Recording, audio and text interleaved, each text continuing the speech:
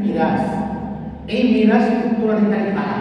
উম্মতের ওলামায়ে কেরাম, যারা নবীর ইলমকে ধারণ করেছে সিনাতে এবং সেই ইলমের চর্চা করছে, ইলম বিতরণ করছে সারা পৃথিবীব্যাপী। এবং ইলমের যে তাকাজা, যে দাবি, আমল, ইলমের সাথে আমলের সমন্বয় করে উম্মাহর সামনে কোরআন ও সুন্নাহর সেই সঠিক ব্যাখ্যাটাই পেশ করছে, যে ব্যাখ্যা সাহাবায়ে কেরাম আল্লাহর নবী থেকে তার সামনে বসে শিখেছে। সাহাবায়ে কেরাম নেই, তাবেঈন নেই, তাবেঈন নেই, দ্বীনের এই সকল অনুসরণীয় ব্যক্তিবর্গ নাই।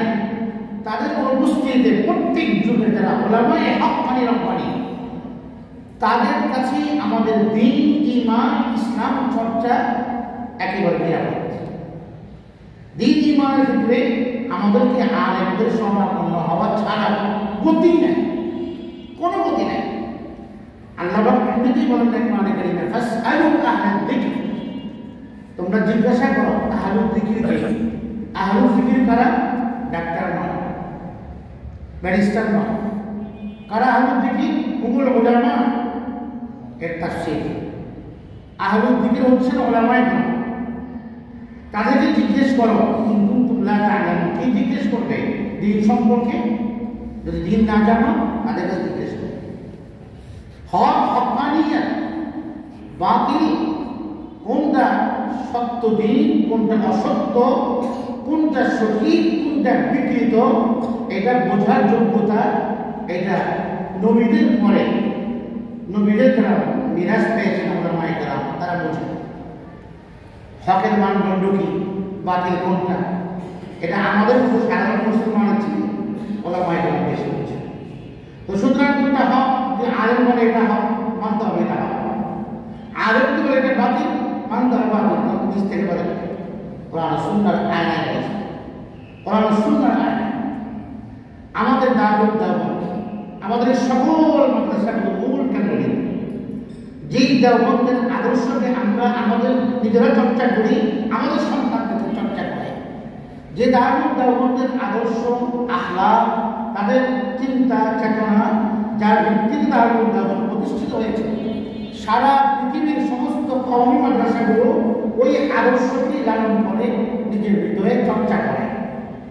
দারুল দেওবন্দের আকাবির উলামা সাহাবায়ে কেরামের প্রতিচ্ছবি একজন, নমুনায় সাহাবী, সাহাবীদের যে রং, আমল, আখলাক, একজন দারুল দেওবন্দের দেওবন্দি আকাবিরকে দেখলে, তাকে চর্চা করলে, তার জীবন চরিত্রকে পড়লে, অধ্যয়ন করলে বোঝা যায় সাক্ষাৎ সাহাবী, নমুনায় সাহাবী। আমাদেরকে আল্লাহ পাক সাহাবায়ে কেরাম কেমন ছিলেন তার কিঞ্চিৎ ধারণা দেওয়ার জন্য এই আকাবির দারুল দেওবন্দকে পাঠিয়েছেন। উলামায়ে দেওবন্দের আদর্শকে আমরা ধারণ করি।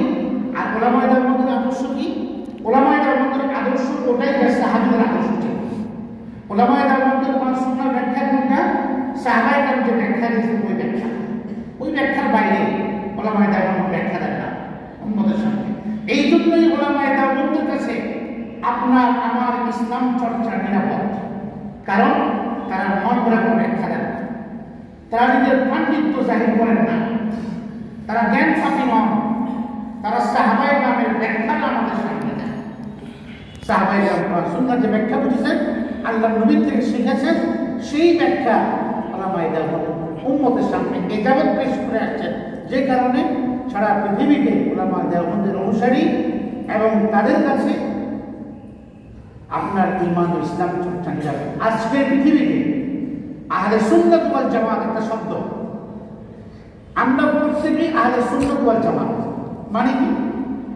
আহলে সুন্নাত মানে নবীর সুন্নতের অনুসারী, ওয়াল জামাত মানে সাহাবায়ে কেরামের জামাতের যে আদর্শ, সাহাবীদের এই পুণ্যাত্মা শ্রেণীর আদর্শকে আমরা ধারণ করি।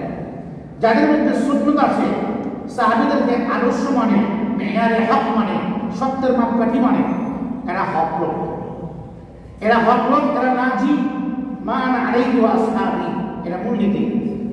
বিনা হিসাব জান্নাতি হওয়ার জন্য, মুক্তি পাওয়ার জন্য এই গুণ থাকতে হবে। নবীর আদর্শের উপরে, সাহাবীদের আদর্শের উপরে অটল অবিচল থাকা। এই মূলনীতির উপর যারা থাকে এদেরকে বলা হয় লোকটা আহলে সুন্নাত ওয়াল জামাতের অনুসারী। এখন আহলে সুন্নাত ওয়াল জামাতের অনুসারী তো সবাই দাবি করে, আসলে নবীর সুন্নতের পুঙ্খানুপুঙ্খ অনুসরণ বাস্তব জীবনে প্র্যাকটিক্যালি বাস্তবায়ন, সাহাবায়ে কেরামের আদর্শকে পুঙ্খানুপুঙ্খ লালন করা এবং সেটাকে চর্চা করা। সারা পৃথিবীতে যদি আপনি চোখ বুলান, ইনসাফের সাথে এই কথা বলতে পারবো যে উলামায়ে দেওবন্দ যেভাবে এই শিরোনামের উপরে জীবনকে ধারণ করেন, সারা পৃথিবীর অন্যান্য ভার্সিটি, আজহার বলেন, মদিনা ইউনিভার্সিটি বলেন, ইফরাত তাফরিক বাড়াবাড়ি ছাড়া তাদের শিকার আছে উলামায়ে দেওবন্দ ইতিদাল ভারসাম্যপূর্ণ দিনের ব্যাখ্যা দান করে। এই জন্যই আমরা উলামায়ে দেওবন্দের কথা বলি। আহলে সুন্নাত ওয়াল জামাতের শব্দটি সঠিক প্রয়োগ ক্ষেত্রে যদি দেখতে চান বর্তমান পৃথিবীতে উলামায়ে দেওবন্দ দেখেন। এই জন্যই তাদের কাছে আপনার ইসলাম নিরাপদ, কারণ তারা হককে হক বলে, না হককে না হক বলে। না হকের সাথে হকের কোনো আপোষ নেই, এটা ইসলামের চিরন্তন সত্য কথা। বাতিলের সাথে কোনো হকের আপোষ নাই, আপোষ চলে না। আল্লাহর নবীকে আল্লাহ পাক কথা বলছেন, লা তুতিকুল্লা আল্লাহিন মাইন, নিকৃষ্ট লোকদেরকে ফলো করবেন না, লা তুতি আহমান আও কাফুরা। সেই জন্য কোনো বাতিলের সাথে আপোষ নেই। সুতরাং এই যে বললেন যে 2 দিনের পরিস্থিতি, এ বিষয়ে আমার বক্তব্য না। 2 দিনের পরিস্থিতি তো আপনারা অনেক মুসলিয়ানের নাম এখানে আছেন এবং দায়িত্বশীল এখানে আছেন, মসজিদ মাদ্রাসা কংগ্রেস পরিচালনা সদস্য হিন্দুদের অনেকে এখানে আছে। যদি আমি হক ও হক্কানিয়তকে ধারণ করতে না পারি তাহলে আমাদের জীবনটা নেই। আল্লাহ বলছেন যদি মুমিন হও সফলতা তোমার জীবনে আসবে, মনোবল হারানো যাবে না, মনোবল শক্ত রাখতে হবে। অনেক নবীদের সাথে অনেক আল্লাহকে মেনে ফেলছে আপনি ফামা ওয়াহানু লিমা আসাবাহুম ফি সাবিলিল্লাহ। এই যে আল্লাহর রাস্তায় থাকার কারণে মুসিবত আসছে, আপনি মসজিদের দায়িত্বশীল, আপনার উপর একটা অ্যাটাক আসছে, দ্বিতীয় দায়িত্ব পালন করার কারণে তারা দ্বিতীয় দায়িত্ব পালন করার কারণে মুসিবত আসছে, তারা মনোবল হারায় নেই, অবস্থা কান, তারা কাপুরুষ হয়ে যায়নি, দুর্বল হয়ে যায়নি। আল্লাহ ধৈর্যশীলদের তারা মহব্বত করে, ভালোবাসে। তো সেই জন্য হক ও হক্কানিয়ত চেনা এবং সেটাকে প্রতিষ্ঠিত করা এটা আমাদের সবার দায়িত্ব। তো সেই হিসেবে এই 2 দিনের উদ্ভূত পরিস্থিতি, এভাবে মানুষ খুন করা, কোনো দিনদার মানুষ মানুষকে খুন করতে পারে? কোনো যে ব্যক্তি বলে আমি আল্লাহর নবীর দাওয়াত দেই, আল্লাহর নবীর কথা বলি, সেই লোক কিভাবে আরেকজনকে আহত করে, সেই লোক কিভাবে আরেকজনকে খুন করে? খুন তো কোনো ভালো মানুষ করতে পারে? কোনো মুমিন খুন করতে পারে? আল্লাহ কোরআনে স্পষ্ট বলছেন, মান্না, যে ব্যক্তি একজন মুমিনকে বাঁচালো সারা মানব জাতিকে সে বাঁচিয়ে দিল। আর একজনকে হত্যা করলে সমস্ত মানুষকে হত্যা করে। একজন ঘুমন্ত নিরস্ত মানুষ আল্লাহর দ্বীনের পথে আসছে, দ্বীনের কথা মানে, আলেমদের কথা মানে, তার উপরে হামলা করলো, চুরিকাঘাত করে তাকে হত্যা করে ফেললো। হত্যা করতে তার হাত কাঁপলো না, সে কেমন দিনদার? সে কোন দিনের অনুসরণ করে? মুহাম্মদ রাসূলুল্লাহর দ্বীন দিয়ে কথা বলে না, সাহাবায়ে কেরামের দ্বীন দিয়ে কথা বলে না। এদের ভিত্তি পূজারী মানুষ যখন অন্ধ হয়, কাফের মুশরিক অন্ধ হওয়ার কারণে মূর্তির পূজা করে, এরা আল্লাহর ইবাদত করতে পারে না।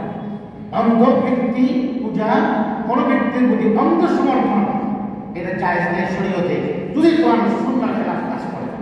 একজন আলেম কতক্ষণ পর্যন্ত আপনাকে অনুসরণ করবেন?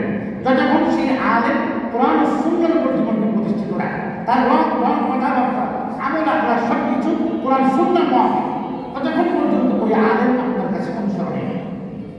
আর যদি অবস্থা না থাকে, সে আলেম হলেও আপনার কাছে অনুসরণীয়। মাওলানা সাদ সাহেবের কথার জন্য এবং সে কোরআন সুন্নাহ কোরআনের বিকৃতি করেছে, হাদিসের বিকৃতি করেছে। মুসা আলাইহিস সালামকে আল্লাহর নবীরা সবাই মাসুম নিষ্পাপ। মুসা আলাইহিস সালাম আল্লাহর প্রিয়, অনেক প্রিয় নবী, জুমাতে বলেছিলেন। এই মুসা আলাইহিস সালাম সম্পর্কে তিনি বেয়াদবি করেছেন, বহু নবী সম্পর্কে, সাহাবীদের সম্পর্কে বেয়াদবি করেছেন। একজন সাহাব আলাইহিস সালাম যেখানে ভালো আলেম নয়, পিছনের বেঞ্চে বসে পড়ে ক্লাস পাঠ করে, সেই লোকটার অন্ধ অনুসারী কিছু যারা হকের বিরোধিতা করছে, দাওয়াত তাবলীগের যে সিস্টেম, নিজাম, এই দাওয়াত তাবলীগ তো দারুল দেওবন্দ থেকে বের হয়েছে। এটা মাদ্রাসার সম্পদ, মাদ্রাসার ফসল।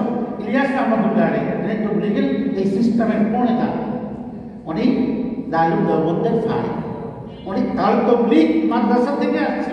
ওরা বলে তাবলীগ আমরা করি, মাদ্রাসারা কেন আসে? তাবলীগ কেন, হুজুরা কেন আসবে? তবলিগকে পড়া দেওয়ার জন্য। আর তবলিগ তো আমারও বেকুশি, এই জন্য তবলিগের সমস্যা হলে আমাদের দায়িত্ব তবলিগকে ঠিক করা, আলেমদের দায়িত্ব। তাহলে আলেমদের দায়িত্ব বলেই তো আলেমরা সেখানে যায়। আলেমরা কেন আসে, ছাত্র কেন বলায় ইস্তেমা কি, এরা তবলিগ করে না, তো তবলিগ খারাপ করে, তবলিগ তো আলেমরা করে, আলেমদের থেকে তবলিগ বেরোচ্ছে।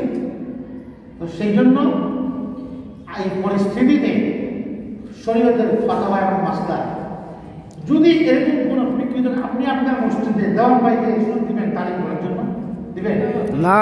কুতুব বাইকে দিবেন না? সদর বাইকে দিবেন না? ফরিদপুরে দিবেন না? কেন? এরা সব ভণ্ড এবং বিকৃত বিষয়গুলো আমলকারী। এদেরকে আমরা ভণ্ড হিসেবে জানি, এদেরকে আমরা বাতিল জানি। কখনই আমাদের মসজিদে আমরা যে সমস্ত লোকদের কোনো একটা মজমা করতে দেবো না। তো ওটাকে যদি বাতিল করছেন, এটা তো বাতিল, বাতিলকে মসজিদে টাকা দেবেন। যদি মসজিদের কমিটি পরিচালনা পরিষদ বোঝার পরেও বড় সাতপন্থীদেরকে মসজিদে দাওয়াতের নামে, তবলিগের নামে ভ্রান্ত মতবাদ প্রচার করার কাছে সহযোগিতা করে, সুযোগ দেয়, তাহলে যত মানুষ বিভ্রান্ত হবে তাদের দ্বারা দায়িত্ব সবাই থাকার। কেন? আল্লাহ কোরআন বলছে যে ওয়ালা তাআওয়ানু আলাল ইসমি ওয়াল উদওয়ান, গুনাহের কাজে সহযোগিতা করবে। এখন আমরা যদি সুযোগ দিই তাদেরকে, অনেকেই বলে যে আপনারা তো একটা দল, ওরা একটা তবলিগ করে, আপনারা আপনাদের মতো করে, ওরা ওদের মতো করুক না। এটা সুযোগ নাই তো, এই জন্য সুযোগ নাই যে কারণ তারা এখানে বসে কি বলবে, এদের কথা বলবে আপনাদের দৃষ্টিতে। তারা তো বিকৃত সাহেব বিকৃত যে চিন্তা চেতনা দর্শনগুলো, সেগুলো এখানে বসে বসে বলবে। তো এই কথা বলা তো পড়াশোনার বিপরীত কথা বলতেছে, যে কথার সাথে পড়াশোনার সামঞ্জস্য আছে। ওই কথা মসজিদে বলবে, বসে যখন বলবে, কিছু মানুষ জানে না, সব সরল মানা, তারা শুনবে, শুনে সেই আদর্শকে ধারণ করবে, সে বিভ্রান্ত হবে। তো আল্লাহর ঘর পবিত্র জায়গাতে আল্লাহর কোরআনের বিপক্ষে ব্যাখ্যা হবে, হাদিসের বিপক্ষে ব্যাখ্যা হবে, সেই ব্যাখ্যা শুনে কেউ বিভ্রান্ত হবে, এই সুযোগটার অধিকার আপনার আমার নেই। এই জন্য কোনো বাকি সাতপন্থী দেখে না, কোনো বাকিকে কাজ করার সুযোগ আমরা দিব না। কেন? কারণ তার দ্বারা দশজন নষ্ট হবে। আর আমি সুযোগ দিলে আমরাও আল্লাহর কাছে মাসউল হব। আমি যদি সুযোগ দিই মসজিদের ইমাম খতিব হয়ে, আমার আল্লাহ ধরবেন। আপনি কমিটির সদস্য হয়ে সুযোগ দেন, আপনাকে আল্লাহ ধরবেন। কারণ আল্লাহ আল্লাহ ভয় বলে দিয়েছেন, এটা সঠিকভাবে প্রয়োগ করে। যদি মোদাইন সাহেব সুযোগ দেন, মোদাইন সাহেব যদি আপনার মাসউল হয় আল্লাহ। সেই জন্য আমাদের এই মাদ্রাসা মসজিদ, যেখান থেকে হক ও হক্কানিয়াতের আওয়াজ উঠে, এখান থেকে হক ও হক্কানিয়াতের চর্চা হয়, এখান থেকে হক ও হক্কানিয়াতের আওয়াজ নিয়ে প্রতি বছর ছেলেরা আলেম হয়ে বের হয়ে সারা দেশে দিনের খেদমতে ব্যস্ত, হক ও হক্কানিয়াতের প্রচার, নবীর আদর্শ সুন্নাহর প্রচারে। সেই মাদ্রাসার মসজিদে অন্তত এই ধরনের বাতিল দেওয়ার জায়গা দেওয়ার সুযোগ থাকতে পারে। আমরা আমাদের এখানে যারা মুরব্বীরা আছেন, মসজিদের দায়িত্বশীল বর্গ আছেন, আমরা আপনাদের কাছে উদার্ত আহ্বান রাখবো, মাদ্রাসার আসাদিদায়ে কেরাম আমরা যারা আছি, আমাদের ছাত্রবৃন্দ সহ মুসল্লিয়ানে কেরাম যারা হক বোঝেন, হকের পথে চলার চেষ্টা করেন, তাদের পক্ষ থেকে আপনাদের কাছে আবেদন থাকবে, জোর আবেদন, আজকের এই এখন থেকে এই সাতপন্থীরা সহ কোনো ধরনের বাতিলকে এই মসজিদের দ্বীনের নামে, দাওয়াতের নামে, তবলিগের নামে কোনো ধরনের প্রোপাগান্ডা কার্যক্রম, এটা সম্পূর্ণরূপে আপনারা নিষিদ্ধ করবেন এবং এটাকে সুযোগ দিবেন। এটা আমাদের সবার দাবি আপনাদের কাছে। না হয় যদি আপনারা সুযোগ দেন, তাহলে এটা আল্লাহর কাছে আপনার দায়িত্ব। এবং যত মানুষকে তারা গোমরা করবে, সব মানুষের গোমরাহির ভার আপনাদের আমল নামাতে আসবে। আমি জেনে শুনে কেন আরেকজনের গুনাহের ভার নেব? আমার আমলে তো একটু দুর্বল, কেন আমি আরেকজনের ভার নেব? এই জন্য আমার প্রিয় ভাই, আমরা এই বিষয়ে সিদ্ধান্ত নিয়েছি এবং সেটা কার্যকর হবে। আপনারা সহযোগিতা করবেন। এবং আমি আমাদের ছাত্র ভাইদেরকে বলতেছি, যারা এখানে আমাদের ওলামায়ে কেরামের কথা মেনে দাওয়াত দিয়ে কাজ করেন, তোমরা অবশ্যই এখন থেকে পরিপূর্ণ সময় তোমাদের পড়াশোনার বাইরে যতটুকু আছে এখানে সময় দেবে। ইনশাআল্লাহ মাশওয়ারায় থাকবা, তালিমে থাকবা, এরপরে গাছ হবে শুক্রবার দিন, একটাই গাছ হবে, সেই গাছটা থাকবা, তোমরাও বয়ান করবা বা আসো, যেভাবে পাই না সিদ্ধান্ত হবে মাশওয়ারা দিয়ে তোমরা এই তবলিগের মধ্যে পরিপূর্ণ সময় দেবা। এবং বৃহস্পতিবার 24 ঘন্টার জামাত বেরা হয়, নিয়ম করে উস্তাদরা বলে দেবেন এইভাবে আমরা এখান থেকে জামাত বেরোব, বিভিন্ন মসজিদে যাবো, মাদ্রাসার পরিচয় হবে, জামিয়াতুল সাহাবাত হয়ে আসছে, জামিয়াতুল সাহাবাত পরিচয় হবে, মসজিদের পরিচয় হবে, ওখানকার তারা কথা বলবে। মাঝে মাদ্রাসার ছাত্ররা কোথাও গিয়ে কথা বললে নামাজ পড়ালে আশপাশের মানুষ বলছে যে মাঝে মাদ্রাসার ছাত্র। আমরা ইনশাআল্লাহ জামিয়াতুল সাহাবাত ইনশাআল্লাহ এমন চাই দেখতে, মাঝে কথা বলবে মানুষ বুঝবে না এমন করে জামিয়াতুল সাহাবাত ছাত্র। সেই জন্য এই কাজের মধ্যে তোমরা মুরব্বীদের সাথে যারা আসলে সুবিধা করা হবে এদের সাথে তোমরা সময় দেবে, এই অবস্থা তারা বলে দেবেন, ওই হৃদায়তের আলোকে তোমরা এখানে সময় দেবে। এটা আমার 1 নম্বর কথা। দ্বিতীয় নম্বর কথা, আমাদের ছাত্রদের উদ্দেশ্য করে, যেহেতু আমাদের এটা তরবিয়াতি মজলিস